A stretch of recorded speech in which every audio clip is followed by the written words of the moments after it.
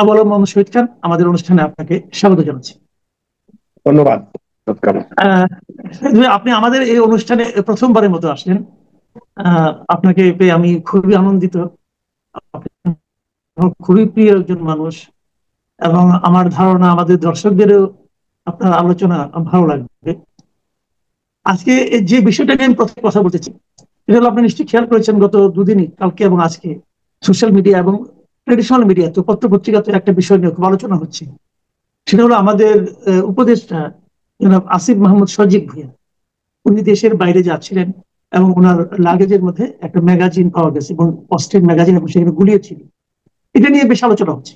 আজকে আমি সোশ্যাল মিডিয়ায় দেখলাম যে আসিফ মাহমুদ সজীব ভাইয়ের ভেরিফাইড পেজে উনি কিছু কথা বলেছেন, এবং ওখানে উনি একটু আমার কাছে অশালীন ভঙ্গি মনে হলো, যে বললেন যে লেখাপড়া করুন, শিখুন, জানুন, তারপর মন্তব্য করুন। এই ধরনের অ্যাগ্রেসিভ একটা কথাবার্তা আমার কাছে মনে হলো। যিনি বলার চেষ্টা করেছেন যে উনি উপদেষ্টা হওয়ার কারণে ওনার জন্য বয়সটাও প্রযোজ্য নয়, উনি 30-এর কমই পেতে পারেন লাইসেন্স, এবং সেই সঙ্গে ওনার এই যে ইনকাম ট্যাক্স দেওয়ার যে বাধ্যবাধকতা, এটা ওনার জন্য প্রযোজ্য নয়। হয়তো আইনগত ভাবে এই দুটো ঠিক, কিন্তু এর বাইরেও তো নৈতিক একটা ব্যাপার কাজ করে। ওনার এই ঘটনাটা, এই উদাহরণটা আসলে আমাদের সোসাইটির জন্য কি বার্তা বহন করে, আপনার কাছে কি মনে হয়? প্রথমত তো এটা একটা মানে আইনের চোখে অপরাধ আপনার ধরতে পারেন, যে কেউ বলতে পারে যে এটা আইনের চোখে অপরাধ হয়েছে, কারণ আপনি যখন বিমানবন্দরে যান বা দেশের বাইরে যান, বিমানে এটা বহন করা নিষেধ। এটা তার জানা আছে। সেই অর্থে আপনি আইন জানেন না বা আপনি মনের ভুল করেছেন, তখন আইন অন্য কাউকে এই সুবিধা দেবে কিনা সেটা আমরা আলোচনা করতে পারি। যদি উনি সাধারণ নাগরিক হতেন, একজন ব্যবসায়ী হতেন, তখন তার ক্ষেত্রে কি হতো? তার ক্ষেত্রে কিন্তু এটা অপরাধ হতো এবং আইনে সোপর্দ করা হতো। এখানে তিনি উপদেষ্টা, এই জন্য হয়তো আইন তার কাছে, আইন কর্তৃপক্ষ তার যে ব্যাখ্যা সেটাকে গ্রহণ করেছে। আপনি যেটা বললেন যে তার বয়স বিবেচনায় তিনি লাইসেন্স পেতে পারেন না, সেটা আইনে আছে। আবার আইন বিবেচনা করতে পারে, কারো যদি প্রয়োজন হয়, সিকিউরিটির প্রয়োজন হয়, সেখানে দেওয়ার সুযোগ আছে, লাইসেন্স আপনি পেতেই পারেন। এবং ওই যে যে কথাটা বললেন, অ্যাগ্রেসিভ কথাবার্তা, যে জানুন, পড়ুন, শিখুন, তারপরে কথা বলুন, তো সেটা তো এই অ্যাগ্রেসিভটা না থাকাই ভালো। আমরা একটা গণতান্ত্রিক সোসাইটি বিনির্মাণের চিন্তা করছি। তো আগে যখন ফ্যাসিবাদ ছিল, স্বৈরাচার ছিল, কর্তৃত্ববাদ ছিল, তখন তারা যে ভাষায় কথা বলতেন সেই ভাষায় আমাদের নতুন উপদেষ্টারা বা এই উপদেষ্টা মন্ডলীর সদস্যরা বা প্রধান উপদেষ্টা এরকম ভাষায় কথা বলবেন, সেটা মনে হয় আমরা গ্রহণ করতে পারবো না। মানে আমাদের তো স্বপ্ন, আশা, আকাঙ্ক্ষা, বিশ্বাসটা অনেক বেশি যে তারা গণতান্ত্রিক আচরণ করবেন। তো উনি লাইসেন্স পেতে পারেন, ঠিক আছে, এটাতে কোনো অসুবিধা নাই। তো উনি অস্ত্রের যে একটা আগ্নেয়াস্ত্র ছিল না, বাট ম্যাগাজিন ছিল, ম্যাগাজিনটা বহন করতে পারবেন না, হ্যাঁ। ঠিক আছে, উনি ওটা তার প্রোটোকল অফিসারকে দিয়েছেন। তো সেখানে আবার আইনটা ভালো মতো পড়তে হবে, ওনাদের এখন আইনটা পড়তে হবে। আপনি যখন আপনার আপনার নামে যে লাইসেন্স থাকে মাসুদ কামাল, আপনার অস্ত্র এবং অস্ত্রের যে ওই ম্যাগাজিন, গুলি, তিনটা মিলে তো অস্ত্রটা। তো আপনার অস্ত্রটা, ম্যাগাজিন এবং গুলি কেউ কিন্তু বহন করতে পারবে না, অন্য কেউ বহন করতে পারে না। সুতরাং উনি যে এয়ারপোর্টে প্রোটোকল অফিসারকে দিলেন এবং প্রোটোকল অফিসার বহন করলো, সেটা প্রোটোকল অফিসারের জন্য বেআইনি হয়ে গেছে। এটা যেটা পুলিশ করতে পারতো, এটা আমাদের পুলিশ বা আমাদের যারা আইন শৃঙ্খলা রক্ষাকারী বাহিনী, তারাও আইনটা ঠিক মতো না বোঝার কারণে এটা যেটা পুলিশের করা উচিত ছিল, সেটা হলো ওই ম্যাগাজিনটা নিয়ে তাদের জিম্মায় রেখে দেওয়া, পরে যখন উনি ফিরতেন তখন তাকে আবার দিয়ে দেওয়া। এটা আইনানুগত, সুতরাং উনি এটা বহন করতে পারেন না। আরেকটা আইনে, ওই আইনে যে আইন ওনারা আমাদেরকে পড়াতে পড়তে বলেছেন, আমরা চলেন সবাই মিলে আইনটা পড়ি। ওই আইনে বলা হচ্ছে যদি আপনার একটা লাইসেন্স করা অস্ত্র থাকে আর আপনি যদি বিদেশ গমন করেন, তখন অস্ত্রটা নিকটবর্তী থানায় বা আপনি যে থানায় বসবাস করেন সেখানে জমা দিয়ে যেতে হবে। তাহলে সেই আইনটাও ভঙ্গ হয়েছে। সুতরাং আমরা সবাই মিলে আইনগুলো পড়ি, জানি, শিখি, শেখার কোনো শেষ নেই। একজন মন্তব্য করেছেন শিশু উপদেষ্টা, তার ভুল হতেই পারে, সুতরাং আমরা ক্ষমা সুন্দর চোখে দেখি। তবে এই যে অডাসিটি বা আইন পড়ানো বা আইন পড়তে শেখানো, এই অডাসিটিটা তারা না করলে আমরা তাদের প্রতি আহ, তাদের প্রতি আমাদের কৃতজ্ঞতা থাকবে। মানে আমরাও পড়ি, তারাও পড়ুক, পড়ে আমরা এক জায়গায় আসি, আসার পরে দেখি যে কোথায় দাঁড়াই আমরা সবাই মিলে। আচ্ছা, এখানে একটা মানসিকতার ব্যাপারও কিন্তু কাজ করে। মানসিকতাটা এই অর্থে যে ওনার পেছনে তো রাষ্ট্র একজন এক বা একাধিক গানম্যান দিয়েছে। গানম্যানের কি কাজ? তার কাজ তো তাকে প্রোটেক্ট করা, অস্ত্র শহরে থাকেন। তো গানম্যান থাকার পরও একজন মন্ত্রীর, ও মন্ত্রীর খুবই প্রোটেক্টেড ব্যবস্থা থাকেন, ওনার একজন পার্সোনাল একটা আহ অস্ত্র থাকতে হবে কেন? দ্বিতীয় কথা হলো, যদি আমরা ধরে নেই প্রধান উপদেষ্টার কথা অনুযায়ী ফেব্রুয়ারিতে ইলেকশন হবে এবং সেই ইলেকশনে উনি নির্বাচন করবেন না, এটাই স্বাভাবিক, কারণ উপদেষ্টা নির্বাচন করবেন না হয়তো বা। যদি না করেন উনি, তখন তো আবার সাধারণ মানুষ হয়ে যাবেন। তখন এই যে অসাধারণ ভাবে প্রাপ্ত অস্ত্র, এই লাইসেন্সটা কি তখনও বহাল থাকবে, নাকি ওনাকে এটা সারেন্ডার করতে হবে? আরেকটা এই প্রশ্নটা অনেকে করেছেন যে উনি তো আজকে থেকে মানে 11 মাস আগেও বেকার যুবক ছিলেন। তো এই অবস্থায় একটা অস্ত্র কিনতেও তো টাকা লাগে।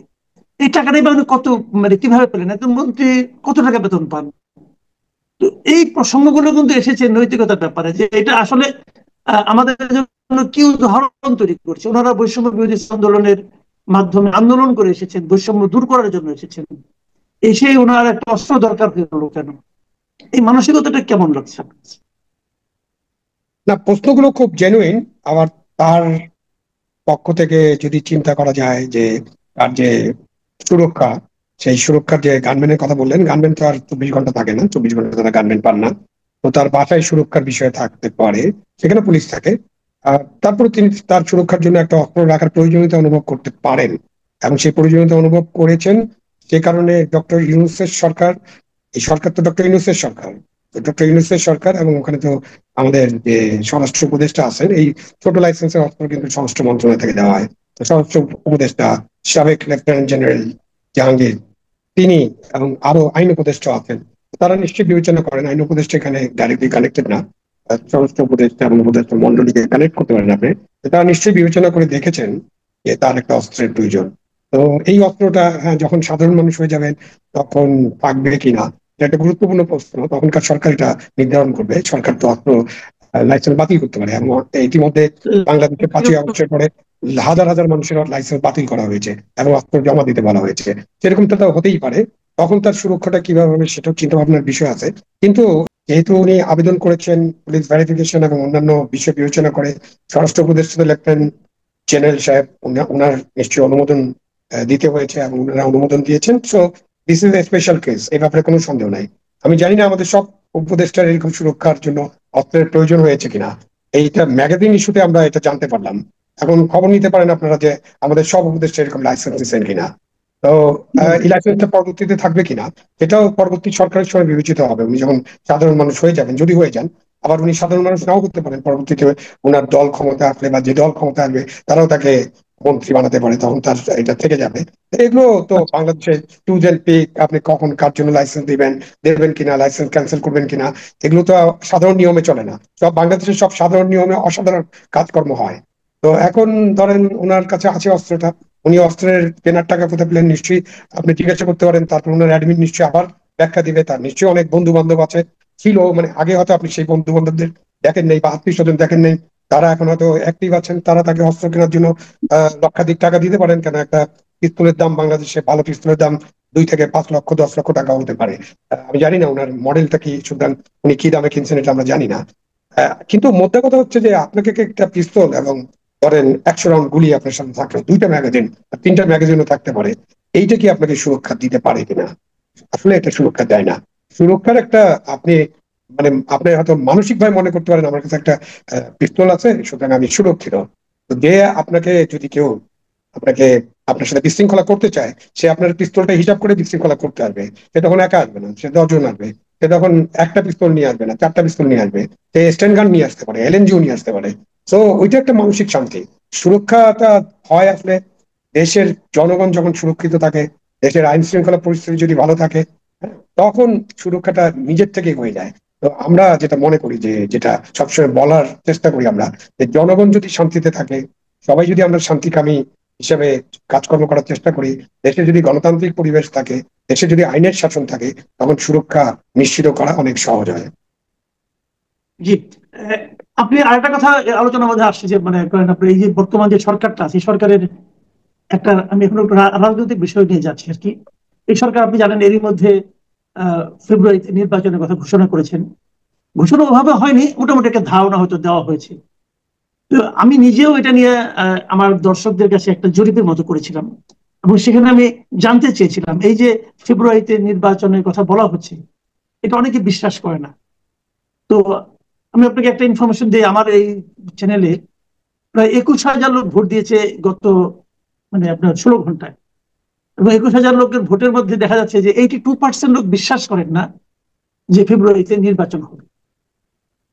তো ডক্টর ইউনূসের মতো ব্যক্তিত্ব যখন একটা সম্ভাব্য তারিখের কথা ঘোষণা করা তবে ইঙ্গিত দেন, তার উপর মানুষের এই যে বিপুল অনাস্থা, তো এটা আপনি আসলে কিভাবে দেখছেন, কিভাবে মূল্যায়ন করেন এটা? না, যেহেতু ইঙ্গিত, ইশারা ইঙ্গিতে আছে, সে কারণে মানুষের বিশ্বাস বা আস্থাহীনতা থাকতেই পারে। কেন, ইউনূস সাহেব প্রথম বলছিলেন যে অল্প কিছু সংস্কার হলে ডিসেম্বর, আরো বেশি কিছু সংস্কার হলে জুন, পরবর্তীতে আবার বললেন এপ্রিল। এবং সবকিছুতে কিন্তু একটা যদি, কিন্তু, ইফ, বাট, শর্ত এগুলো যুক্ত থাকে। যেমন লন্ডন ঘোষণা, এই লন্ডনে ডক্টর ইউনূস সাহেবের যে সফর, এটা যদি তারেক জিয়ার সাথে বা তারেক রহমানের সাথে তার যদি দেখা না হতো, তাহলে তো এই সফর একটা 000 সফর হয়ে যেত, তাই না? এই সফরের মূল্যই থাকতো না। সে কারণে লন্ডন ঘোষণা বা লন্ডন সফর এবং তারেক জিয়ার সাথে ডক্টর ইউনূসের যে সাক্ষাৎ, এই সাক্ষাৎটা মানুষ অনেক গুরুত্বের সাথে নিয়েছিল এবং মানুষের মধ্যে একটা আস্থার সৃষ্টি হয়েছিল। আপনি যেহেতু বললেন আপনি একটা জরিপ করতেছেন, আপনি যখন জরিপটা করছেন তখন লন্ডন ঘোষণার পরে সেইটার ভিত্তিতে কোনো ইতিবাচক দিকে কিন্তু বাংলাদেশ এগিয়ে যায়নি। সেখানে যে আমাদের যে বৈঠকগুলো হচ্ছে, ঐক্যমত্য কমিশনের যে বৈঠক, সেখানে তার যে ভাইস চেয়ারম্যান তিনি বলেছেন যে, দুঃখ প্রকাশ করেছেন যে রাজনীতিবিদদের সাথে ঐক্যমত্য হওয়াটা কঠিন হয়ে যাচ্ছে, পৌঁছানো যাচ্ছে না একটা সমস্যার সমাধানে। তার মধ্যে ইসলামী আন্দোলন একটা বিশাল সমাবেশ করলো, সেখানে তারা কতিপয় ঘোষণা দিয়েছে। জামাতি ইসলামী এবং ইসলামী আন্দোলন প্রপোর্শনাল রিপ্রেজেন্টেশন না হলে নির্বাচন হবে না, এরকম একটা কথা বলেছে। মানে লন্ডন বৈঠক এবং লন্ডনের আলোচনাটাও শর্ত সাপেক্ষ ছিল। লন্ডনের ওই 3 প্যারাগ্রাফের যে ঘোষণা, সেই ঘোষণা কিন্তু অনেক কিন্তু যদি এসব ছিল, ওদের ওখানে পরিষ্কার কোনো রূপরেখা ছিল না। কিন্তু পরিষ্কার রূপরেখাটা উনি ফিরে আসার পর উনার উপদেষ্টা মন্ডলীর বৈঠক করে তারেক রহমানের সাথে তিনি যে 1 ঘন্টা 20 মিনিট বা 1 ঘন্টা 15 মিনিট কথা বলেছেন, তার মধ্যে ওনাদের শুভকামনা বিনিময়, সালাম বিনিময়ের বাইরে কি কি কথা হয়েছে এবং কোন কোন জায়গায় তারা একমত হয়েছেন, সেটা উপদেষ্টা মন্ডলীকে জানিয়ে উপদেষ্টা মন্ডলীর মাধ্যমে একটা রূপরেখা ঘোষণা হলে তখন মানুষের একটা আস্থা থাকতো। বাট এই আস্থা থাকার তো বা বিশ্বাস করার তো কোনো কারণ নেই। এই কারণে এই যে লন্ডন থেকে উনি ফিরে আসার পরে যা যা ঘটছে এবং যা যা দেখা যাচ্ছে, তাতে আপনার ভোটের রেজাল্টটা এরকমই হবে। আমি আশ্চর্য হব না যদি এই ভোটের রেজাল্টে 90% মানুষ মনে করে যে না, এইসবে তারা আস্থা রাখতে পারছেন না, সেটাই রেজাল্ট পাওয়া স্বাভাবিক। আমি তো নিজে বিশ্বাস আনতে পারছি না যে ওই ঘোষণার পরে ঢাকায় এসে যে কার্যক্রম, ইতিবাচক কার্যক্রম গ্রহণ করার কথা ছিল, সেটা আমি দেখিনি। তার মধ্যে আবার প্রধান উপদেষ্টার সাথে প্রধান নির্বাচন কমিশনার একাই দেখা করেছেন, যেটাও একটা অফ ট্র্যাক দেখা করা। সাধারণত সরকার প্রধানের সাথে প্রধান নির্বাচন কমিশনার বা কমিশনাররা দেখা করেন না, তারা যা কিছু করেন রাষ্ট্রপতির সাথেই করেন। তো সেখানেও তো একটা সৌজন্য সাক্ষাৎ বলা হচ্ছে। তো আসলে এই ধরনের শীর্ষ বৈঠক শুধুমাত্র সৌজন্য সাক্ষাৎ তো হয় না, সেখানেও কিছু আলোচনা হয়। এবং আমরা জাতি এবং নাগরিকরা আমরা কিন্তু কিছুই জানি না কি আলাপ আলোচনা হয়েছে। তো লন্ডন বৈঠক, প্রধান উপদেষ্টার সাথে প্রধান নির্বাচন কমিশনের বৈঠক, এবং এই যে ঐক্যমত্য কমিশনের যে বৈঠক, জামাতে ইসলামী এবং অন্যান্য ইসলামী দলের যেসব দাবি, এনসিপির যে সমস্ত দাবি আবার নতুন করে সারফেস করা হচ্ছে, এসব কারণে কিন্তু এরকম ধারণাই মানুষের মনে পতিত হবে যে আসলে নির্বাচন আদৌ হবে কিনা। ফেব্রুয়ারি তো ফেব্রুয়ারি, আদৌ কোনো নির্বাচন ইমিডিয়েটলি হবে কিনা সেটাও একটা ধারণা হতে পারে। আপনি ফেব্রুয়ারি নিয়ে এখন করছেন, আমি মনে করছি যে 90%-এর বেশি মানুষ মনে করবে যে না, ফেব্রুয়ারিতে বোধহয় কোনো নির্বাচন হচ্ছে না। তবে আমি আশাহত নই, আমাদের অনেক কিছু তো দেখার বাকি আছে এখন। একটা জুলাই ঘোষণা টাইপের কিছু একটা হবে, ওটা হওয়ার কথা ছিল। এবং 3 তারিখের মধ্যে এই ঘোষণাটা না করলে এনসিপি নিজেই ঘোষণা একটা পাঠ করে দিবে, এরকম দেখা যাচ্ছে। বাট দেখা যাক আমরা কতটুকু ঐক্যমত্য কমিশন দিয়ে কতটা এগুতে পারি। এখন অনেকে বলছেন, বিএনপি নেতারা তো বলছেন যে তারা তাদেরকে ব্ল্যাকমেইল করার চেষ্টা করা হচ্ছে, তাদেরকে বলা হচ্ছে যে আপনাদেরকে সব মেনে নিতে হবে।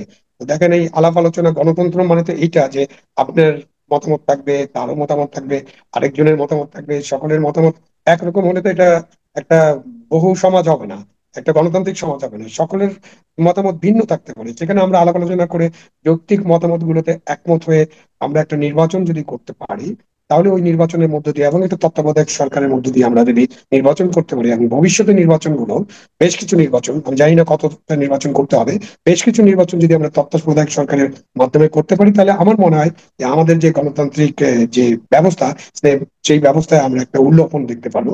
আমরা একটা চেঞ্জ, একেবারে কোয়ালিটেটিভ চেঞ্জ দেখতে পারবো, যেটা আমরা আগে দেখিনি। জি, আমি এখন আমাদের শেষ প্রশ্নটাই করছি, যেহেতু আপনি নির্বাচনের প্রসঙ্গটা আসলো। এবং ডক্টর ইউনূস এরই মধ্যে বলেছেন যে উনি জাতিকে একটা অসাধারণ নির্বাচন উপহার দিবেন, এবং উনি কিভাবে দিবেন এটা নিয়ে অবশ্য উনি ক্লিয়ার কিছু বলেন নাই, বাট ওনার আশাবাদ ব্যক্ত করেছেন। এর মধ্যে আমরা দেখলাম যে সাবেক এক নির্বাচন কমিশনার ধরা পড়ার পর উনি আদালতের কাছে বললেন যে মৌলিক পরিবর্তনগুলো করা না গেলে হাজার বছরেও এই সিস্টেমে কোনো ভালো নির্বাচন হবে না। তো আপনার কি মনে হয় যে আসলে কি আমরা একটা অসাধারণ ইতিহাসের সর্বশ্রেষ্ঠ নির্বাচন পেতে যাচ্ছি, নাকি ওই হাবিবুল আওয়ালের কথাই বাস্তবায়িত হবে যে হাজার বছরও নির্বাচন ভালো নির্বাচন পাবো না? আমাদের দেশে কিন্তু কয়েকটা নির্বাচন খুব ভালো হয়েছে, মানে খুব ভালো হয়েছে বলতে যে 90%, 95% ভালো হয়েছে, থ্রেশহোল্ডে ভালো হয়েছে। 100% নির্বাচন ভালো পৃথিবীর কোনো দেশে হয় না, ওই আমেরিকাও হয় না। বাটারফ্লাই ব্যালটের কথা নিশ্চয়ই আপনার জানা আছে। নিশ্চয়ই আমরা জি। জানি যে কৃষ্ণাঙ্গরা যখন ভোট দিতে যায় তাদের লাইন কত লম্বা হয়, এবং ঘন্টার পর ঘন্টা অপেক্ষা করে তাদেরকে ফেরত পাঠানো হয়। এই জন্য যে পোস্টাল ব্যালট চালু হওয়ার পরে লক্ষ লক্ষ মানুষ পোস্টাল ব্যালট ব্যবহার করে। তো এই সব বিবেচনা করে আমাদের 91, 96, 2008-এর নির্বাচন ভালো হয়েছে, এটা আমরা সবাই স্বীকার করি। এখন তার মধ্যেও কেউ কেউ থাকতে পারে যে মনে করেন যে ওখানে এইটুক ভুল হয়েছিল, এইটুক। তো ভালো নির্বাচন করা সম্ভব না এটা আমি মনে করি না সম্ভব। এবং মৌলিক পরিবর্তন বা কি উনি বুঝিয়েছেন সেটা আমি পুরাটা জানি না। বাট আমাদের যে নির্বাচন কমিশন আছে তাকে যেভাবে এম্পাওয়ার করা আছে, তার কাছে যে সমস্ত ক্ষমতায়ন করা আছে, তাতে এই নির্বাচন কমিশনের আর ক্ষমতার দরকার নেই, বেশি ক্ষমতার দরকার নেই। এই ক্ষমতায় ওনারা ভালো নির্বাচন করতে পারেন, এটা প্রমাণ হয়েছে। যেটা দরকার সেটা হলো গভর্নমেন্ট অফ দ্য ডে, তাদের মানসিকতার পরিবর্তন। যে দলীয় সরকার থাকলে ভালো নির্বাচন হয় না, একই লোক থাকে, একই নির্বাচন কমিশন, একই 12 লক্ষ 14 লক্ষ সরকারি এবং বেসরকারি কর্মচারী কাজ করে, পুলিশ কাজ করে, বিডিআর বিজিবি কাজ করে, আর্মি কাজ করে, নৌবাহিনী বিমান বাহিনীও কাজ করে, এবং আনসার কাজ করে। তো একই মানুষরা কাজ করে। কিন্তু এখানে গড কি চায়? গভর্নমেন্ট অফ দ্য ডে, তাদের যদি ওই মৌলিক পরিবর্তন ওইটা, তাদের পূর্ণ সদিচ্ছা, পূর্ণ আন্তরিকতা, এবং তারা কোনো পক্ষে যাবেন না, তারা একটা ভালো নির্বাচন চান। তারা নিরাপত্তা নিশ্চিত করবেন, ভোট কেন্দ্রে সবাই যাতে যেতে পারেন, সবাই যাতে নিজের ভোট নিজে দিতে পারেন এবং নিরাপদে বাড়ি ফিরতে পারেন, এবং ভোট কেন্দ্র যেন কেউ দখল করতে পারে না। ওই যে দিনের ভোট রাতে, রাতের ভোট দিনে, অথবা দিনের বেলায় বাক্স ভরে ফেলা, কাউকে তাড়িয়ে দিয়ে কেন্দ্র দখল করা, ইভিএম মেশিন ব্যবহার হলে সেখানে একজন দাঁড়িয়ে থাকা যে আপনারটা সব হয়ে গেছে এখন প্রথমটা টিপে সে। এইসব বন্ধ করতে পারে গভর্নমেন্ট যদি সদিচ্ছা থাকে। এই গভর্নমেন্ট, যেহেতু ডক্টর ইউনূসের গভর্নমেন্ট একটা অন্তর্বর্তীকালীন সরকার, কোনো দলীয় সরকার না, যদিও অনেকে সমালোচনা করেন তাদেরও নাকি একটা দল আছে এবং এনসিপি তাদের দল। তো সেই সমালোচনার কারণ আছে, কারণ ডক্টর ইউনূস সাহেব নিজেই ছাত্রদেরকে একটা দল করতে উৎসাহিত করেছেন তার বক্তব্যে, কথাবার্তায়। এবং এনসিপির সাথে তাদের যে গভর্নমেন্টের যে আচরণ, সেটা তাদেরকে ফেভার করা বোঝায়। কেন, আপনি বিএনপি জামাত যেখানে দেখা করতে যায় তখন এনসিপিও যায়, যে দলটার কোনো রেজিস্ট্রেশন নাই। এনসিপি আন্দোলন করার জন্য আপনার প্রধান উপদেষ্টার বাড়ি পর্যন্ত যেতে পারে, সেখানে 2 দিন ধরে আন্দোলন করতে পারে, পুলিশ তাদেরকে কিছু বলে না। এবং নানান কারণে তারা মনে করে যে এনসিপি এই সরকারের দল, ডক্টর ইউনূসের দল, অনেকে সরাসরি এটা বলেন। তো এই অবস্থায় নিশ্চয়ই তারা যদি ভালো নির্বাচন করতে চান, গভর্নমেন্ট অফ দ্য ডে হিসাবে তাদের সেই সদিচ্ছা আন্তরিকতা থাকলে অবশ্যই ভালো নির্বাচন করা সম্ভব বলে আমি মনে করি। আর সেটা সরকারের সদিচ্ছা থাকতে হবে। মৌলিক পরিবর্তনটা ওইখানে সরকারকে নিরপেক্ষ থাকতে হবে, সরকারকে লেভেল প্লেইং ফিল্ড নিশ্চিত করতে হবে, সরকারকে আইন শৃঙ্খলা নিশ্চিত করতে হবে। সরকার কোনো দিকে যাবে না, সরকার কাউকে ভোট দেওয়ার জন্য, কাউকে সমর্থন করার জন্য কোনো পদক্ষেপ নেবেন না, কাউকে বাধ্য করবেন না। জি, অনেক ধন্যবাদ, অনেক ধন্যবাদ জনাব আবুল মোহাম্মদ শহীদ খান। প্রিয় দর্শক, আপনারা শুনলেন যে আমাদের নির্বাচন, আমাদের সরকার এবং সরকারের প্রতিশ্রুতির প্রতি মানুষের আস্থা, এবং সর্বোপরি সরকারের একজন গুরুত্বপূর্ণ উপদেষ্টা বিভিন্ন কর্মকাণ্ড নিয়ে জনাব আবুল শহীদ খানের বিশ্লেষণ। আপনাদের কেমন লাগলো লিখে জানাবেন। এখন এই পর্যন্তই। আল্লাহ হাফিজ।